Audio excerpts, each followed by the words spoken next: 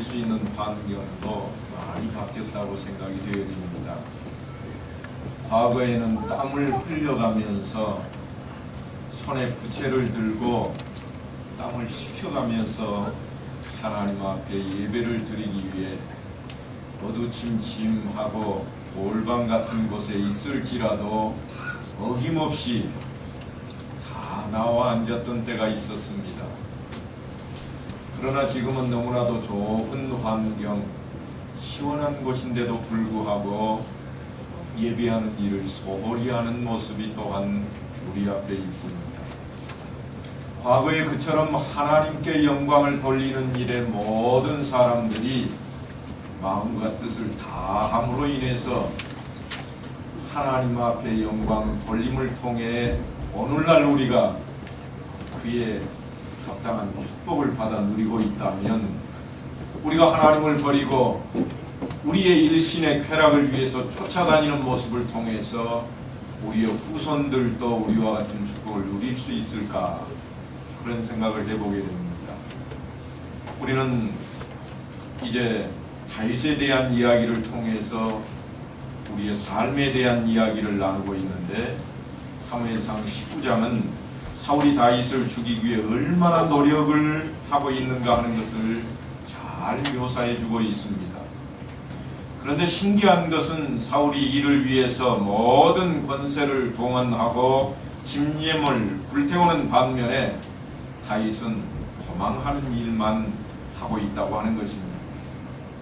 또한 여기서 우리가 눈여겨볼 것은 사울의 적대 행위에 대해서 다윗이 아무런 무력적인 대응을 하지 않는다고 하는 것이 본문의 핵심입니다. 한쪽은 잡아 죽이려고 쫓아다니는데 그저 그에 맞서서 무력으로 대항하지 않고 늘 숨어만 다니고 있습니다. 더군다나 놀라운 것은 다윗을 돕는 무리가 뜻밖에도 사울의 아들 요나단과 사울의 딸 미갈이며 사울을 왕으로 세웠던 선지자 사무엘이 지금 다윗을 돕고 있습니다.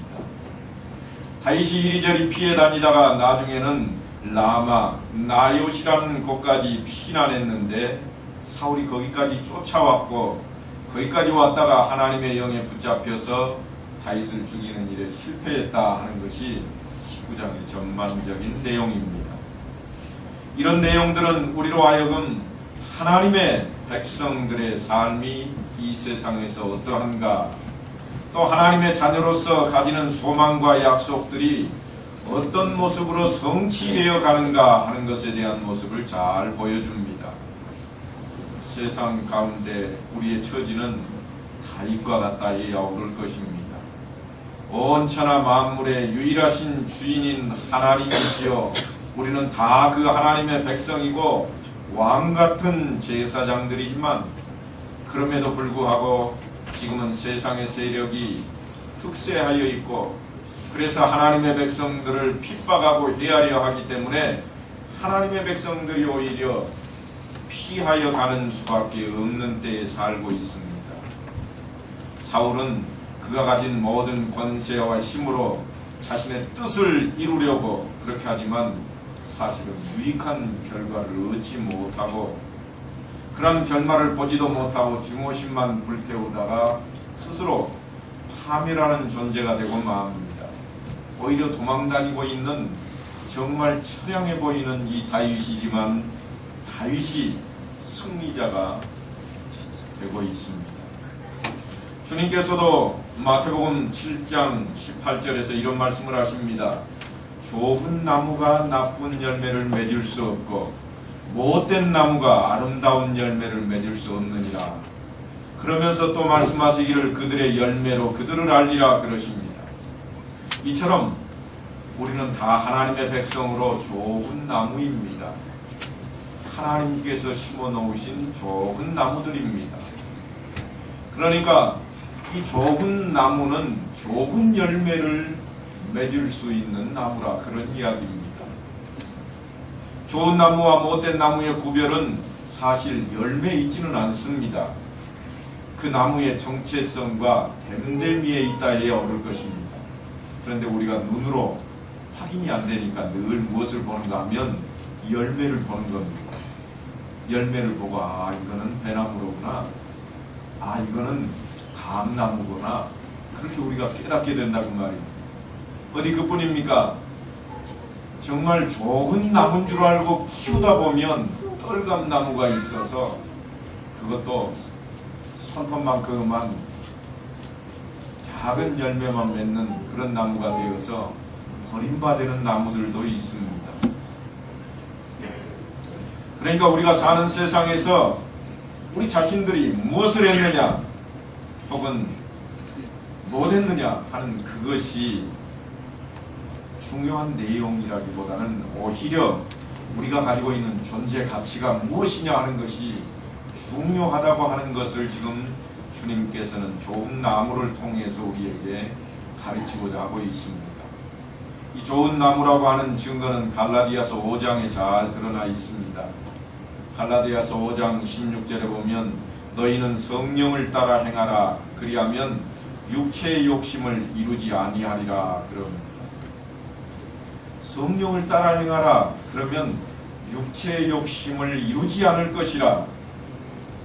다시 말하면 하나님의 말씀대로 살기만 하면 육신이 갖고자 하는 욕심을 버리게 될 것이라. 그런 말씀으로 주님이 시작을 하십니다.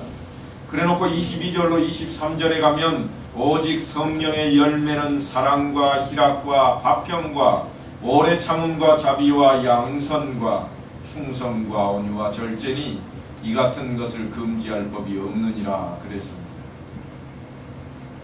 너희는 좋은 나무다. 좋은 나무에서는 나쁜 열매가 결코 맺혀지지 않는 법이다. 그래 놓으시고 이제 우리에게 너희는 성령을 따라서 행하기만 해라. 그러면 육체의 열매, 나쁜 열매는 결코 맺지 아니할 것이라. 그렇게 말씀을 하신 연후에 이제 드디어 성령의 열매에 대한 말씀을 합니다. 이것은 결코 성령의 열매를 맺자 그런 이야기가 아닙니다. 실천을 독려하고 있는 자리가 아니라 내가 육체를 쫓고 있는지 성령을 쫓고 있는지 그것을 좀 기억하고 그것을 생각하라고 지금 말씀을 주고 있는 것입니다. 내가 과연 육체를 쫓고 있는가, 과연 성령을 쫓고 있는가 구별하라 그런 말씀입니다. 성령을 쫓고 있으면 분명히 성령의 열매가 맺혀질 것입니다. 사랑과 오래 참음과 온유함이 나오게 될 것입니다.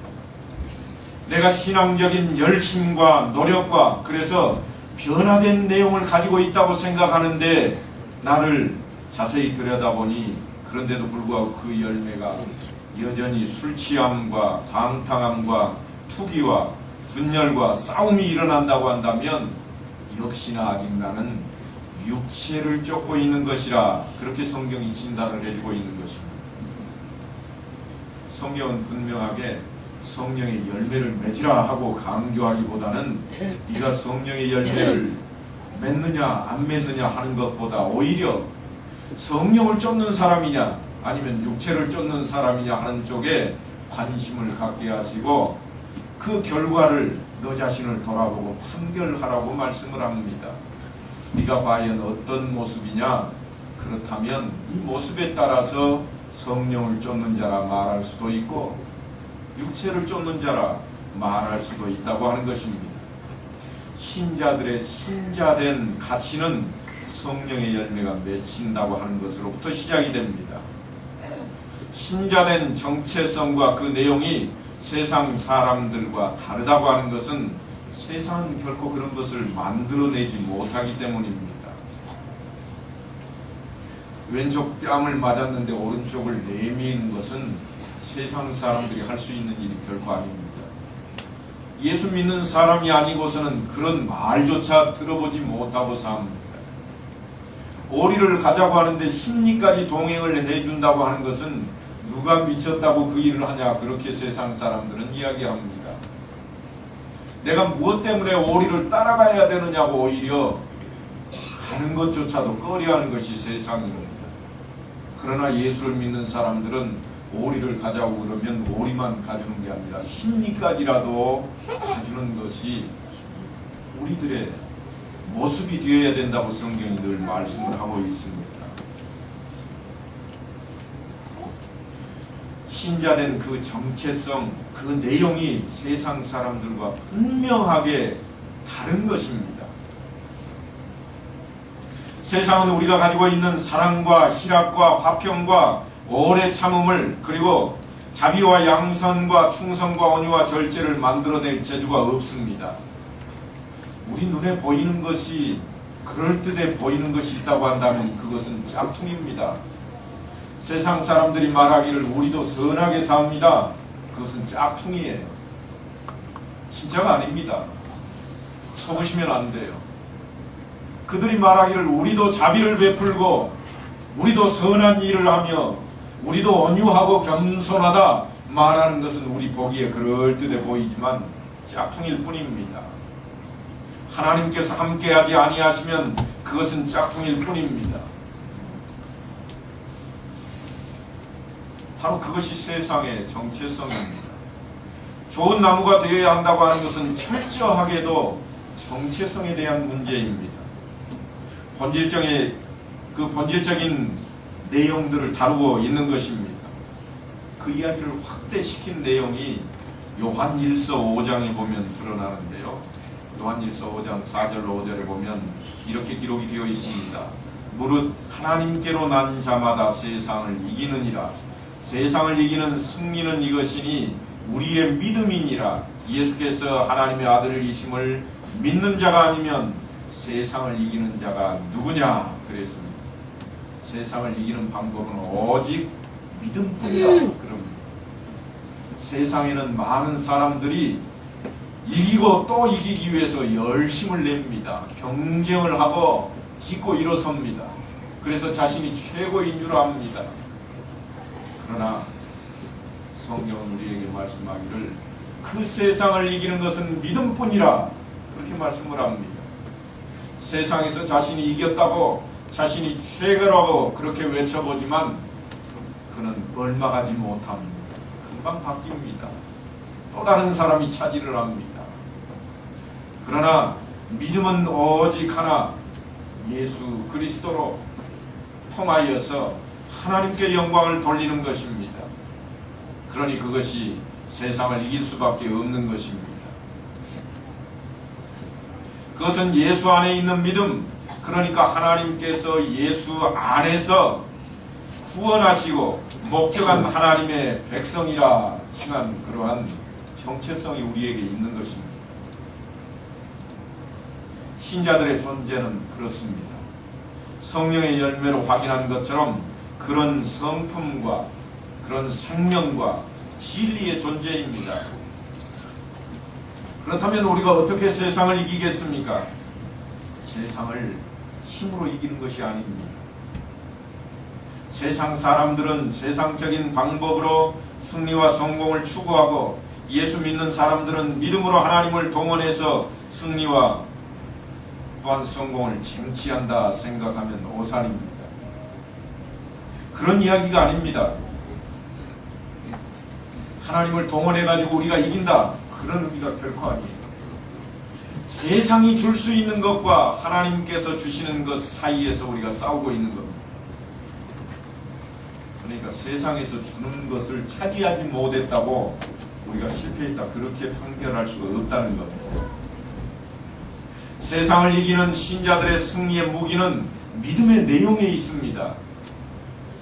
하나님만이 주시는 생명과 진리, 그리고 의와 평강, 사랑과 화평을 세상은 만들어줄 수가 없습니다.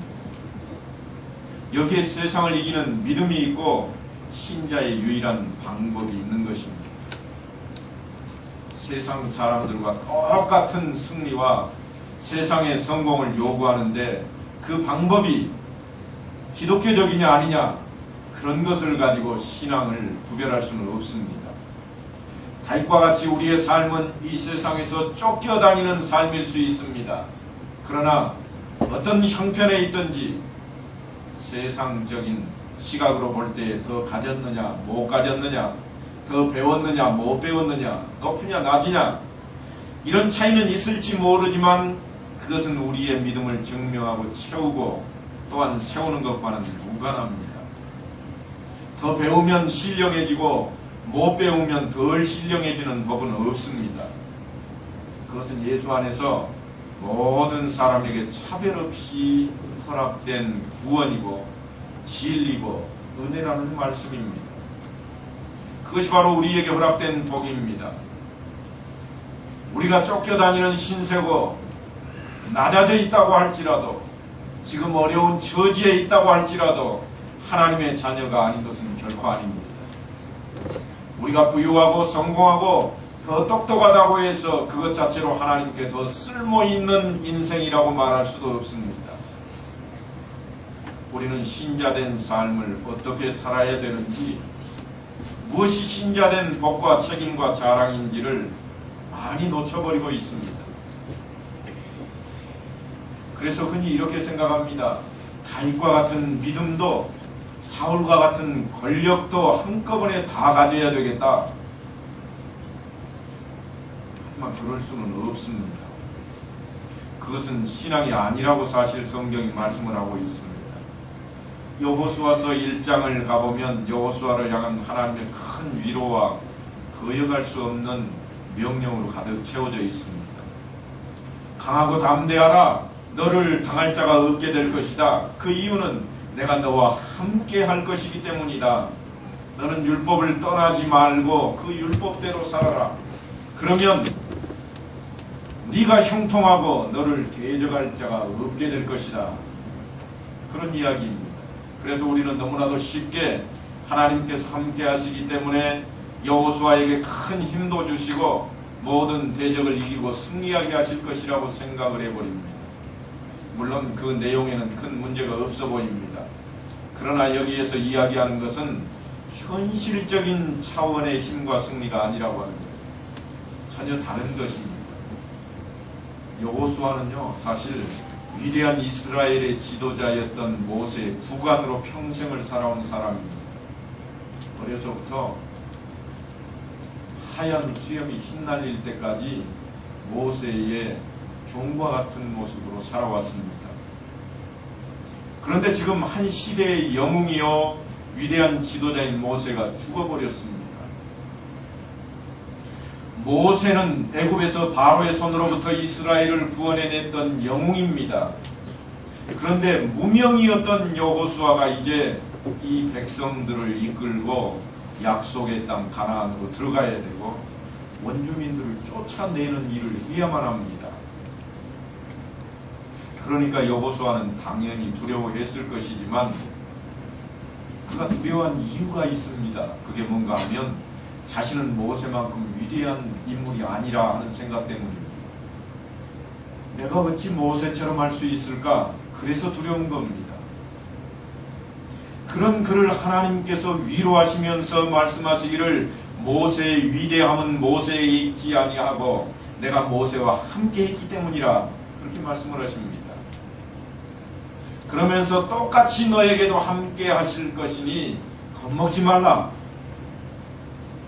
다만 여호수아가 기억해야 할 것은 율법을 기억하고 율법대로 살아야 할 것이다. 그런 이야기입니다. 그렇게만 하면 너를 대적할 자가 없고 내 길이 형통할 것이라. 이게 하나님께서 여호수아를 위로하시면서 허락하신 복입니다. 하나님께서 그분의 자녀된 자에게만 주시는 진리와 생명입니다. 거기에 영광이 있고 자랑이 있습니다.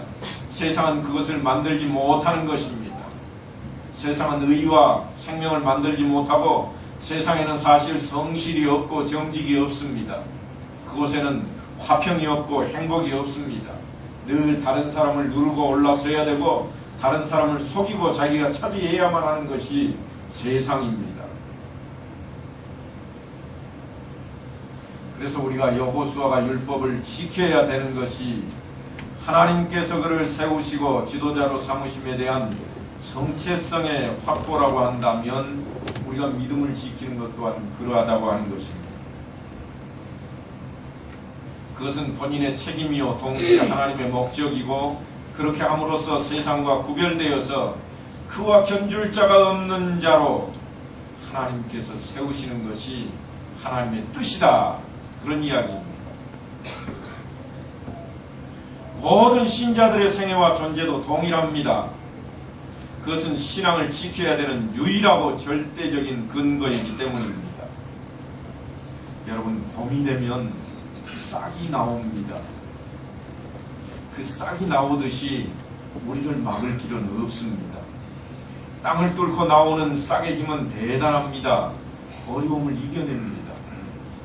힘드는 것도 참아냅니다. 제가 어느 날 아침에 마당에 나가보니까요, 기적이 하나 일어나 있더라고요. 저도 거기에 그런 게 있는지 몰랐습니다. 저희 집 화단에 딱딱하게 굳어 있었거든요, 겨울에. 그런데 갑자기 손바닥만한 돌이 벌떡 일어서 있더라고요. 제가 세워놓지 않았거든요. 그런데 일어서 있어요. 그래서 야, 대단하다. 저걸 어떻게 세워놨을까? 그러고 가서 들여다봤더니요, 누가 세워놓은 게 아니에요. 파란 싹이 밀고 올라와가지고 세우고 있는 거예요. 손바닥만한 돌덩어리를요, 콩인지 아니면 그 비슷한 건지 모르지만 그 둥그스름한 머리를 달고 싹이 올라와가지고 그걸 밀고 있는데, 야, 그걸 세우고 있더라고요. 힘이 아주 대단합니다. 푸른 싹이 그것을 세우고 있습니다. 힘이 장사합니다. 생각도 할 수 없습니다. 만약에 싹이 나 있는 곳에 제가 그 돌을 갖다 얹으면 싹은 금방 납작하니 물려서 죽어버리고 말 겁니다. 그런데요, 싹이 뚫고 나올 때는 그거를 밀어 올려놓더라고요. 그게 생명입니다. 생명이 있는 것은 그와 같은 것입니다. 아무리 어렵고 아무리 힘든 난관이 우리 앞에 있다고 할지라도 그것을 우리가 밀고만 나가면 틀림없이 그것을 벌떡 세워놓을 수가 있습니다.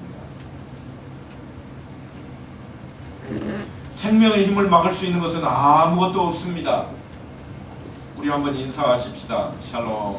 샬롬. 말씀대로 사셨나요? 말씀대로 살겠습니다. 아멘. 우리는 사실 축복받은 사람들입니다. 축복받은 사람들은 그렇게 사는 겁니다. 어떻게 산다고요? 말씀대로 사는 거죠. 그게 축복받은 사람들이 사는 방법입니다. 우리가 어찌 살고 아무 걱정 근심 없이 그냥 튀어나올 수 있어야 됩니다. 말씀대로 살지요 뭐. 왜냐하면 축복을 받았기 때문입니다. 성경은 하나님의 백성들의 복된 것과 영광을 이렇게 찬송합니다. 시편 1편에 보면 아주 멋들어지게 나와 있습니다. 시편 1편 1절로 2절 여러분 다 암송하고 계실 거예요. 복 있는 사람은 악인의 길을 따르지 아니하며, 저도 자꾸 이 부분에 가면 틀리게 돼서 오늘은 제가 여기다 글씨를 좀 큼지막하게 써왔습니다. 악인의 길을 쫓지 아니하고, 옛날 성경에 그러게 돼 있잖아요. 죄인들의 길에 서지 아니하며 오만한 자들의 자리에 앉지 아니하고 오직 여호와의 율법을 즐거워하여 그의 율법을 주야로 묵상하는도다. 아멘. 우리는 보통 이 구절을 대하면 어떻게 생각들 하십니까? 이 구절을 딱 보는 순간 우리는 이렇게 생각을 많이 합니다. 아, 원인과 결과가 여기 다 있구나. 그래서 어떻게 생각을 하는가 하면 여호와의 율법을 즐거워하고 그 율법을 묵상하는 자는 복을 받는다더라. 그런가요? 다 그렇게 생각해요. 그래서 늘 아이들한테도 그러잖아요. 야, 하나님 말씀 좀 묵상 좀 해라. 묵상하면 복 받는다. 좀 암송 좀 해라. 그래서 한때 암송도 많이 했던 시절이 있습니다. 암송만 하면 복 받는다 그랬으니까. 그런데 사실은요, 이 시편 1편은 어떻게 하면 복을 받는가 그런 내용이 아닙니다. 어떻게 하면 복을 받는가 그런 이야기가 아니라 복받은 사람들은 어떻게 다른가? 그런 이야기예요. 다시 한번 처음 한번 보실까요? 1절 맨 처음 시작이 어떻게 되죠? 복 있는 사람은, 이미 이 사람은 복이 있어요. 복 받을 사람은 이런 이야기가 아니고 이미 복이 있는 사람에 대한 이야기입니다. 복 있는 사람은 어떻게 하는가 하면 복이 있기 때문에, 복을 받았기 때문에 악인들의 꾀를 따르지도 아니하고 죄인들과 함께 길을 가지도 않고 오만한 자들과 함께 있지도 않고 여호와의 율법을 즐거워하고 묵상하는 자가 된다. 그런 이야기예요. 여호와의 율법을 묵상하면 내가 복을 받는다. 그렇게 해석을 하다 보니까 나 성경 5독을 했는데 나한테 온 복이 뭐냐? 아무것도 없네. 이런 생각을 하게 된다 그 말입니다. 복 있는 사람이기 때문에 마땅히 성경을 1독도 하고 5독도 하는 것이라 이렇게 해석이 되어져야 됩니다. 그래야 즐거움이 있고 그래야 기쁨이 있는 거예요. 그래야 하나님께 영광을 돌리게 되는 겁니다. 성경을 읽으면 복 받는다고 했다. 그래서 읽다 보면 읽었는데도 왜 나는 복 안 주냐? 또 복만 내놓으라고 하게 된다는 말이에요. 그러면 하나님을 원망하게 되고 늘 내 자신을 한탄하게 되어버리는 겁니다. 그래서 이스라엘 백성들이 애굽에서 분명히 건져내어지고 노예로부터 해방이 되었는데도 늘 뭐라고 그러는가 하면 복을 내놓으라고 외치고 있는 거예요. 이미 자신들이 복을 받았다고 생각을 하지 않고 이제 따라왔으니까 복을 내달라, 그런 이야기를 하는 거예요. 하나님께서는 너희는 복 있는 자라, 그러니 너희들을 내가 건져주었다, 이렇게 말씀을 하시는데도 불구하고 늘 이스라엘 백성들은 우리가 모세를 따라왔지 않습니까? 지금까지 이 어려움도 참고 따라왔으니 복 주시오. 늘 그 이야기를 하고 있는 거예요. 모세를 따라왔는데 왜 목마르게 만듭니까? 물을 날마다 줘야지, 생수를 줘야지. 무슨 일이요? 목마릅니다. 차라리 우리가 애굽에 있는 게 나았을 것을, 그런 생각을 갖고 있다는 이야기예요. 이스라엘 백성들만 그런 게 아니에요. 우리가 똑같아요. 우리도 늘 그런 생각을 갖거든요. 그러니까 이 시편 1편은 어떻게 하면 복을 받느냐, 그렇게 쳐다보시면 안 돼요. 복 있는 사람은 이렇게 살아야 되는구나. 그리고 야, 내가 과연 복 있는 사람인데 나도 이렇게 살자, 그렇게 우리가 바뀌어야 됩니다.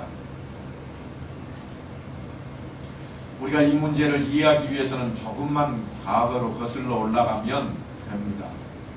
우리들은 못 살던 자리에서부터 선진국을 따라잡기 위한 맹렬한 경쟁 시대를 살아왔습니다. 한국이 아주 세계적으로도 유명한 나라입니다. 그래서 그 경쟁 시대를 살아온 한국이 요즘은 수출까지 됩니다. 뭘로 수출이 되는가 하면 새마을운동, 농촌 부흥, 이래가지고 뭐 여러 가지가 수출이 되고 있어요. 그런데 그 모습을 보면요, 우리들이 공부했던 그 이유가 과거에는 어디에 있었는가 하면 우리의 성품을 더 나게 하거나 전인적인 목적으로 한 게 아니고 뭐냐 그러면요, 공부하는 그 목적이 서구 문명을 따라잡기 위해서 발버둥을 쳤던 것입니다. 어떻게 하면 저들을 따라잡을까? 그래서 열심히 몸부림을 치고 공부를 했습니다. 그러니까 공부만 잘하면 되는 시절을 우리가 보낸 겁니다. 그래서 한참 공부하던 시절에는요, 공부만 잘하면 모든 문제가 면책특권이던 시대가 우리 중에 있었습니다. 아주 면책특권을 누렸습니다. 공부 잘하는 사람들이. 잘 모르시겠어요? 적어도 50대만 넘은 분들은 다 느끼고 살았던 일들입니다. 공부를 잘하기만 하면 못생겨도 1등 신랑감이었습니다. 공부를 못하면 다른 것을 잘해도 인정을 받지 못했던 시대였습니다. 공부를 잘하면요, 지각을 해도 용서가 됐어요. 공부만 잘하면 결석을 해도 용서가 됐던 시대였습니다. 얼마나 놀라운 시대를 우리가 살아왔는지 모릅니다. 혹 사고를 저질러도 쉽게 용서가 됐어요. 똑같이 너댓 명이 나가가지고 공부 시간에 가가지고 저 학생들 들어가지 말라는 영화관에 들어가 영화를 한 편 보다가 붙잡혀가지고 교무실로 쪼르르하니 끌려오면요, 선생님들이 막대기를 들고 지나가면서 딱 고개를 들립니다. 너 여기 왜 있어? 넌 들어가. 누가 들어가는 거죠? 얘는 공부 잘하는 애야. 넌 들어가라는 거예요. 나머지만 머리 터지고 실컷 꾸중 듣고 버른 벌대로 가가는 거예요. 그런 시대에 우리가 살았지 않습니까? 체육과 음악을 못해도요, 공부 잘하는 애들은 항상 90점 이상 그냥 줍니다. 달리기 못해도 90점이에요. 그런데요, 공부를 못하면 체육과 미술을 아무리 잘해도 점수를 안 주었습니다. 그러니까 늘 수미양가에서 가만 받는 거예요. 그때는 경쟁 체제에서 경쟁만 하느라고 예체능이 귀중하다는 것을 아무도 몰랐습니다. 지나고 보니까 공부를 잘한다고 하는 것은 머리만의 문제가 아니라고 하는 것을 우리가 알게 됩니다. 노력해야 되고 절제해야 되고 성실해야 된다는 것을 우리가 잘 알게 되었습니다. 성실한 것은 그것 자체로서 훌륭한 겁니다. 일의 성실하든지 혹은 놀이의 성실하든지 요즘은 성실한 사람들이 각광을 받는 때입니다. 어제 이제 우리나라와 그리스의 축구가 한판 벌어졌는데요. 여러분 그것을 보시면서 뭐라고 외쳤습니까? 틀림없이 골인 한 친구 이름을 부르면서 네가 최고야 그랬을 거라고요. 아 잘한다고 박수를 막 보내줬을 거예요. 그러지 않으셨는가요? 저희 집에서는 박수 한참 쳤는데 왜 그렇게 됐습니까? 그것은 잘하는 것이 있기 때문에 성실함이 그를 그렇게 만들어 놓았기 때문인 것입니다. 박지성이가 세계적으로 왜 유명한 인물이 되었습니까? 그가 성실한 것입니다. 어디에 성실한가 하면 축구공을 다루는데 성실한 거예요. 박지성이를 데려다 놓고 너 지금부터 국어 공부 열심히 해 100점 맞아라. 그래서 100점이 맞았다고 누가 네가 최고야 그러겠어요? 공 잘 차는 거 하나 가지고 최고가 되는 겁니다. 김연아는 피겨 스케이팅 한번 잘해가지고 세계적인 인물이 되었습니다. 온 세상 사람들이 어느 나라 사람이라고 묻지도 않습니다. 그저 유나 최고 그럽니다. 그런 시대에 지금 우리가 살고 있거든요. 그러니까 실질적으로는 지금 이런 시대에 사는 우리 모습을 우리가 들여다봐야 된다는 이야기예요. 다시 말하면 시편 1편을 보면서 우리가 잘못 생각했던 과거적인 것으로 거슬러 가서는 안 되겠다고 하는 거예요. 공부만 잘하면 다른 것은 아무것도 아닌 것처럼 마치 율법을 주야로 묵상하는 사람이면 그 사람은 복받는 사람이다 하고 생각했던 것을 바꿔놓아야 됩니다. 이제는 어떻게 바꿔놓아야 되는가 하면 복이 있는 자기 때문에 그렇게 해야 된다고 바꿔놓아야 돼요. 최고이기 때문에 이제는 성실해야 된다고 바꿔놓아야 돼요. 내가 이미 무엇을 차지했다고 생각한다면 지금부터는 아주 더 많이 성실해져야 됩니다. 그 성실이 최고가 돼야 돼요. 우리 교회 많은 성도님들이요 저를 만나면 지난 한 주간 동안에 이렇게 인사를 하시더라고요. 목사님 우리 교회 인물 났어요. 목사님 고생하셨습니다. 사실은 제가 고생한 거 아무것도 없거든요. 제가 선거운동하러 돌아다닌 것도 아니고 그저 목사님들 만나면 잠깐 우리 교회에서도 이번에 출마했습니다. 그래서 그 자랑한 것 말고 저는 해놓은 일이 없어요. 실제로 고생한 분들은 그분들이에요. 발품 팔아가면서 들로 또는 길가로 돌아다니면서 정말 알지도 못한 사람 손잡고 인사하고 좀 부탁합니다. 머리 숙여가면서 그렇게 일들을 해온 사람들인데 축하는 제가 다 받았거든요. 그런데 우리 이하동 성도님 제가 설교 시간이지만 한 말씀을 꼭 드려야 되겠습니다. 그 자리 차지했다고 끝이 아닙니다. 이제 시작입니다. 하나님을 온전히 모시지 못하면 언제 날아가 버릴 자리인지 모릅니다. 하나님 안에 있어야 됩니다. 변화되어야 됩니다. 하나님께서 함께 하시는 일로 끌고 나가셔야 돼요. 그러면 틀림없이 하나님께서는 그보다 더 큰 것도 주실 거예요. 네, 아멘 하시네. 혹 지나다니시다가 마음에 안 드시거든 쫓아가가지고 성경에 한 대씩 차십시오. 바뀌겠다고 했으니까. 제가 한 분을 거명해서 이렇게 말씀해 죄송합니다만 우리 모두에게 똑같은 이야기입니다. 제 자신에게도 여러분에게도 똑같은 이야기예요. 훌륭한 사람은 예외 없이 성실한 사람들입니다. 농사하는 데에도요 훌륭한 분들 계십니다. 지금 떠나지 않고 이 농토를 지키고 있는 것 이것만 해도 얼마나 훌륭한 일입니까? 하나님께서 허락하신 이 자연 이거 버리지 않고 이 자리에 남아 계신 것도 너무나 훌륭한 일입니다. 그게 성실이잖아요. 그게 우리가 가지고 있는 성실입니다. 만약 성실하지 않고 정직하지 않은데도 훌륭한 사람이 있다 그러면 그는 분명히 사기꾼입니다. 그가 혹 정치적으로 지위를 얻고 어떤 일로 부를 축적할 수 있을지는 모를지라도 훌륭하다고 말할 수는 없는 것입니다.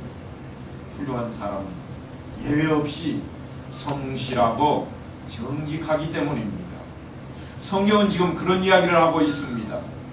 복 있는 사람은 무엇이 다른가? 그런 이야기예요. 우리가 지금 다윗을 이야기하는 것도 그 이야기를 하고 있는 거예요. 과연 내가 복 있는 사람이라면 나는 무엇이 달라야겠는가? 그 이야기를 하고 있는 거예요. 우리가 다 바로 복 있는 사람들 아닙니까? 하나님으로부터 은혜를 얻고 구원을 받은 사람들입니다. 그러니까 다 복된 사람이에요. 값없이 그저 천국을 소유하게 되었는데 복 없는 사람이라 그렇게 말할 수 없지 않습니까? 다 복 있는 사람들인데 그러니까 어떻게 해야 되는가 하면 이제 시편 1편에 나온 것처럼 악인의 꾀를 쫓지 않고 오만한 자들하고 함께 자리도 않고 그렇게 좀 우리가 바뀌어져야 된다고 말이에요. 여호와의 말씀을 귀하로 묵상하는 사람이 되어야 된다고 하는 것입니다. 율법을 묵상하고 신앙을 지키면 복을 받는 것이 아니라 하나님 앞에 은혜를 입고 하나님의 사람이 된 자로서 하나님 안에서 기쁨으로 그것을 발견하고 지켜나가는 것입니다. 우리는 모두가 다 복 있는 사람입니다. 3절을 보니까 이렇게 기록이 되어 있습니다. 그는 시냇가에 심은 나무가 철을 따라 열매를 맺으며 그 잎사귀가 마르지 아니함 같으니 그가 하는 모든 일이 형통하리로다. 우리는 이미 시냇가에 심어졌다 그럽니다. 하나님께서 내가 너를 택하여 세웠나니 그럴 때는요 벌써 시냇가에다 내가 심어 놓았다 그런 말씀이에요. 시냇가에다 심어 놓았으니 어떻게 돼야 됩니까? 나무가요 무럭무럭 자라는 일만 남은 거예요. 그래서 뭐라고 말할 수 있는가 하면 불문가지라 그럴 수 있어요. 불문가지 이 말은 묻지 않아도 알 수 있다 그런 이야기죠. 사자성어로 또 다른 이야기도 있더라고요. 명약관하라 그런 말도 있어요. 그게 내용이 뭔가 하면 불을 보듯 뻔하다 그런 내용이거든요. 우리의 앞길은 불을 보듯 뻔합니다. 우리의 앞길은 정말 묻지 않아도 알 수 있습니다. 그게 뭐냐면 천국이 우리 것이라고 하는 겁니다. 이 이상 더한 것이 어디 있겠습니까? 이게 복 있는 사람의 나중의 모습입니다. 신자들의 승리와 자랑은 생명의 뿌리를 내리고 있는 것입니다. 의와 거룩 그런 것들로 보호를 받고 복주심 속에 우리가 살고 있는 것입니다. 그러므로 우리가 세상을 이길 수 있는 것입니다. 우리가 세상을 이길 수 있다고 하는 것이 거저 오는 것이 아니라 생명의 뿌리를 내리고 있고 하나님의 은혜를 입고 있고 복을 받는 원천의 위대함이 있는 것입니다. 하지만 시편 1편 4절에 보면 또 이런 말씀도 나옵니다. 악인들은 그렇지 아니하며 오직 바람에 나는 겨와 같도다. 기가 막힌 대조입니다. 그들은 아무런 생명이 없다고 하는 거예요. 바람에 나는 겨. 제가 저희 화단에다가 겨를 좀 많이 뿌려 놓았습니다만 겨에서 싹이 날 일이 없잖아요. 생명이 없습니다. 결코 생명이 없습니다. 바람 불면요 날려가 버릴 뿐이에요. 무성함도 충만함도 거기에는 없습니다. 이 세상의 풍조에 휩쓸려 다닐 뿐입니다. 그저 이것이 즐겁다 그러면 그쪽으로 잠깐 갔다가 저쪽이 좋은 일이다 그러면 그쪽으로 싹 옮겨갔다가 그냥 따라다닐 뿐이다 그런 이야기. 사울에게서 그 모양을 우리는 발견하게 되었습니다.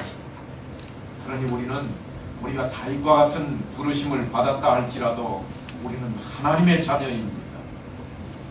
하나님만이 주시는 생명과 진리와 의와 거룩과 영생과 영광과 충만을 소유하고 있는 자들이 바로 우리입니다. 그것이 우리됨입니다. 신자의 모습입니다. 우리를 향하신 하나님의 보상이요 영광이고 승리요 힘입니다. 우리 인생에서 마땅히 누려야 하고 세상 앞에서 증거해야 될 인생으로서의 우리의 책임입니다. 그것이 뭐냐면 믿음을 지키는 것입니다. 예수를 믿는 그 믿음을 지키는 것입니다. 복 있는 사람은 어떻게 다른가? 그 질문 앞에 다윗이 서 있습니다. 아니 우리들 모두가 서 있습니다. 이제 자신의 삶을 깊이 들여다보시고 예수 그리스도 안에서 허락된 영광과 승리를 놓치지 않는 인생과 자신에 대한 이해 그리고 믿음과 소망을 가지시기를 주님의 이름으로 간절히 축원합니다.